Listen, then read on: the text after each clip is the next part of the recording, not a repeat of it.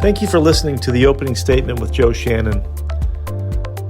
You can find us on the internet at shannonlawgroup.com or telephone our office at 312-578-9501. Have a terrific day.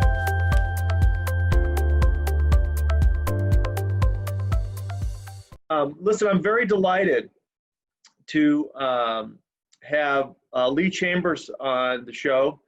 Lee comes from us all the way from England. He's north of London, near Manchester, and Lee's got a great story to tell. And Sidney Bettino, one of our producers, reached out to Lee, and he kindly said, "Hey, listen, absolutely, I'll give my message to those folks in Illinois and throughout the United States about what's going on." And so, Lee, we can't wait to hear your story. Welcome to the program.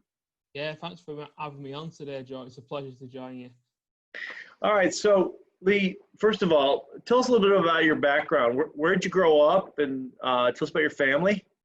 Yeah, so I grew up in the north of England, and like many people, my parents were really hard workers. They had blue-collar jobs. They worked to make sure that we, as children, me and my brothers, we always had food on the table, and we always had a roof over our heads. But they always wanted a little bit more for me personally, and they kind of identified when I was young that I had a bit of an enterprise inside, and I was doing quite well at school, and they really pushed me to go to university and be the first one in our whole family to do so.